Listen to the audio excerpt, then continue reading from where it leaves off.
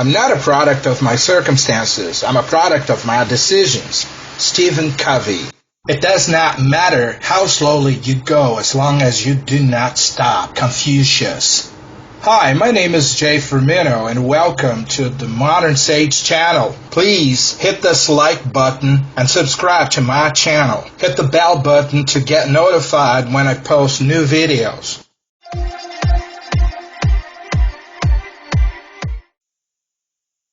Okay, people, today's theme is how to choose a career. And, many people have great difficulty when it comes to a career choice. Many young people, teenagers, people who are about to go to college, or even people who are already finishing college, they don't know where to go, what to do, and, they end up embracing the first job that comes along because it's a good idea, or because there's a financial reward ahead of it, and you can make a lot of money in your career and live a miserable life. This is something that has been tested time and again.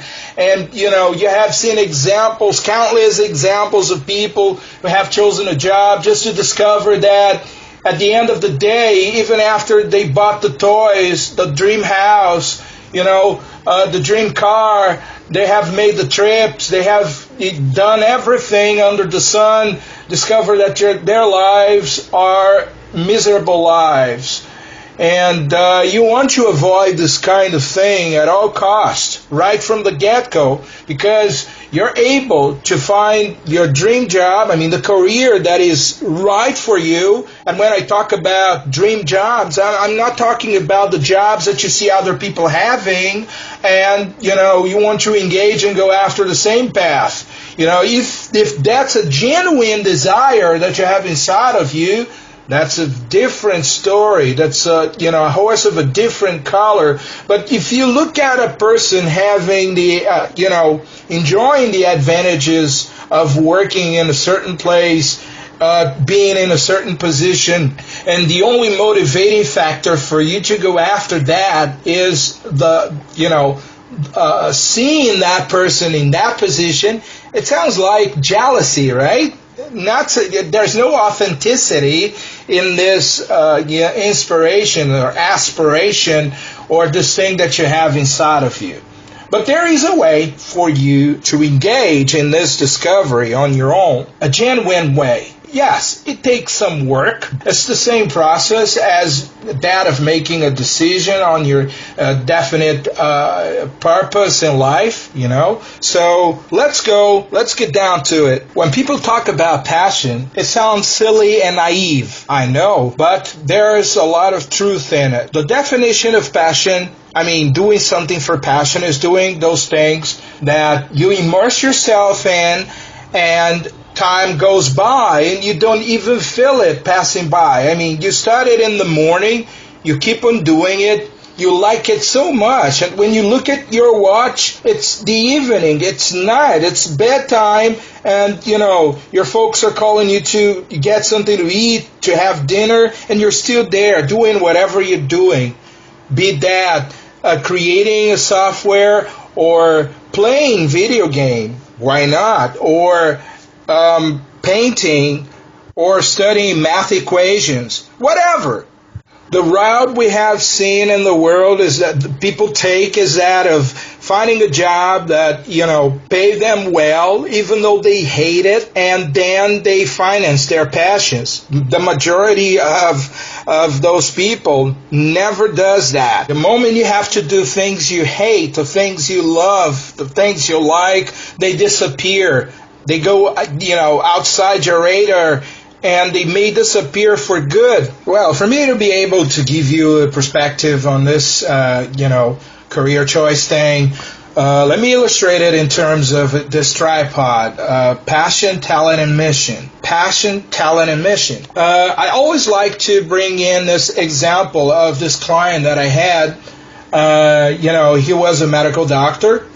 But he hated it. He became a medical doctor under family pressure because One of his grandfathers was a medical doctor. His parents, his mother and his father, were medical doctors. His brothers and his sisters were medical doctors. Even his cousins were medical doctors because they were financially challenged, and his father helped them through medical school, and they became doctors. So this guy, he was under tremendous pressure to become a medical doctor too. And in his house, he grew up, the dinner table conversations were, revolved around hospital and clinics and, medical this, medical that.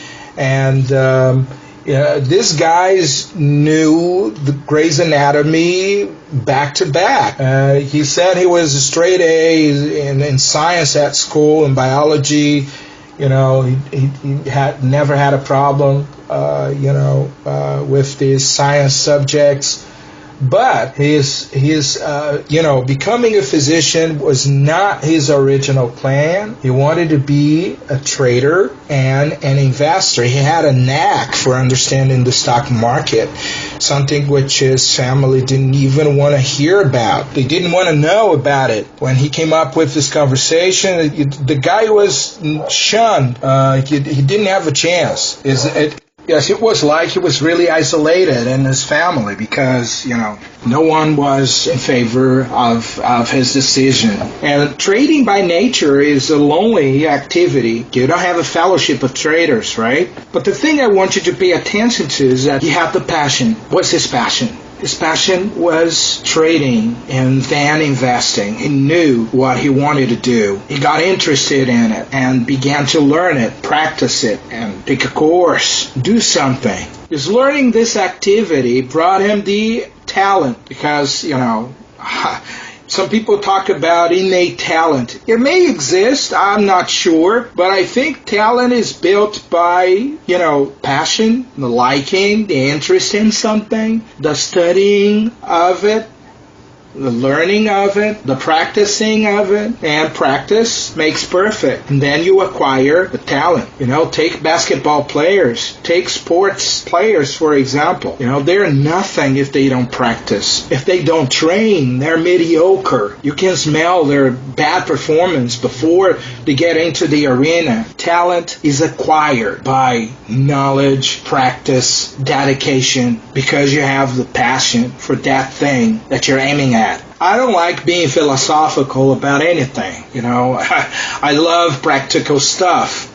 But the element of mission, when we talk about mission, we always think of something grandiose, something lofty, very high. We think of companies with their mission statements up above the office walls. Well, let's simplify it here and say that the mission here is your why, right? Why, or your what for. What do you accomplish for yourself and others doing this? This is going to be your mission. What do you fulfill doing this? One of the funny things about this conversations with this, physician is that he has hardly ever mentioned money in our conversations as being one of the reasons why he wanted to work in the stock exchange as a trader. I don't remember him mentioning money. Not a lot. Working as a trader, he was solving a problem. The problem he was solving for the market was a liquidity problem. And by the way, what you do by defining your career is for you to be a problem solver. That's the key word here, okay? We are problem solvers. I solve educational problems because I teach classes. What kind of problem would you like to solve? That's it. We are here to solve problems. And we better solve problems we like to solve, because if you choose problems that are too difficult for you to solve, or problems that are too boring for you to solve, or problems that you want to solve just because of external things that you want to show to people, you're going to end up in a very bad situation. When we are kids, it's very easy because we always wonder what we're going to be when we grow up. I mean, we always have this moment of wondering and saying to our parents and to people, I'm going to be this, I'm going not be that. To some lucky few, it has rung true. They have remained in that spirit and become exactly what they have wanted to do in life. Yet most of the folks out there are lost. So let's get started now. I want you to get a piece of paper for us to download these thoughts that you have to paper. Yes, this is our downloading area. Get a piece of paper, a pencil, or a pen, and let's work on these ideas. I want you to look at where you're at right now. If you're finishing high school, to go to college or to go to a community college or to go to university, or if you're about to do the scholastic test, the SAT, I want you to think about where you're at right now. What are a few things you have thought about? Put it to paper. If you haven't thought about anything, no problem. Keep this piece of paper and this pencil or pen there. Okay, we're going to get to you in a jiffy. But if you have something going on, please write that down right now. Yes, get the paper and write it down right now. Have you written it? I hope you have. Okay, so for you guys and girls who have not figured out what it is you want to do, I want you to think about a few things that you like to do today. I want you to think about problem solvers. Problems that you like to solve today. Things that you like to do to help other people. Things that you like to see done and that give you, great joy and great pleasure and, or even things that you would like to do. Sometimes we think about things that are, we think they are not possible for us. We'd like to do them, and we don't know. We don't figure out, how we are going to achieve that. But anyway, I'd like you to write these things down. Things that you imagine that you like doing. Problems that you imagine you like seeing solved. Problems that you would like to solve. And when I say problem, I say anything professionally. An outcome. For example, a mechanic has to solve the problem of fixing a car. A doctor has to solve the problem of curing or healing a patient. A psychologist has to solve the problem of getting a person to think the correct thoughts. So these are problem solvers. I want you to think about problems. Don't think about the money now, please. Don't think about the money. Don't think about any financial rewards right now. Don't think about anything related to what you want to get paid or earn. I want you to think about the problem solver or the problems you would like to solve. Think about them. Write them down. Write them down now. Okay, so now I want you to, to rate it. To rate this thing you've written down 1 through 5. 5 being, the top grade, the top rate, and 1 being the worst rate. It means that if it's 1 or 2, it's not even worth exploring. If it's 4 and 5, you have a good chance of having found, the thing that you want to do for a career. If it's number 3, it needs more probing and more testing so that you can know whether, it's something that you're going to like and you're going to make good and if you pursue it, okay? Rate it up now. Okay, so if you found a 1 or 2 as a rate or a grade, I want you to write a list of all the things that you like doing, right? It takes some work, but write a list of all the things that you like doing as a problem solver. Problems that you like to solve, all of them. Things that give you pleasure, things that give you satisfaction. Don't take money into account yet. Okay, so this is not time for that. It's time for you to choose the things that you do well and do with pleasure. Okay, if you have rated it 3, I'd like you to find 2 similar problem solvers to that one you rated 3 and see how you feel about them too, because then you will have choices to choose from. If you have rated any of the problem solvers on your list, 4 or 5, what I want you to do is to find most information about these problem solvers, about these jobs, these professions. Now you can go about finding information about opportunities, what you have to learn, where you have to study, yearly income. You can also use this opportunity on the side up front. Which mentality do you have? If you're an employee or self-employed person, a person who works for themselves, or an entrepreneur, person who's a business owner, and decide if you wanted to open your own business or work for a company. Which of these routes would be the best one for you? Well, if you have rated it and found your answer, now you have your passion. The next thing is the talent thing. The talent is solved in this manner. You take a course on the thing you want to work on. You learn more. You engage in conversation with professionals that are already doing what you want to do. You participate in forums, Facebook groups, professional websites like LinkedIn. Well, you grind this subject away to become the best at this thing you want to do. And while you're at it, bring your mission to clarity. Ask yourself the why. Why would you trade the time? Who are you serving? What for? These questions are important for you to bring your mission to fruition. All these three elements will begin to awaken something in your heart. Spend one afternoon and ask yourself these questions, because they will define your future.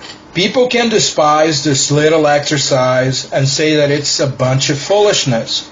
And I won't argue with them. In fact, the majority of people choose to live from paycheck to paycheck just to regret later in life what they didn't do, because they either didn't have any help, or they never knew how to do it, or they didn't have enough time, or any other excuses that appear. Your help is here and now. I extremely believe that you were put in this earth to do great things, to serve other people in your own terms, to live a prosperous life in the process. But doing what you were made to do, what you were born to do, what you were cut out to do, and not what the dictates of necessity tell you to do. By simply engaging in this thought-diving exercise, you're able to extract the tripod, passion, talent, and mission, and know exactly what the ideal career for your life should be. Remember, you have several talents that are hidden within you that you're about to discover along your life. You can always change. You can always do something else. You can always do multiple things at the same time. If that's your will, you are capable of doing much more than what you think you are.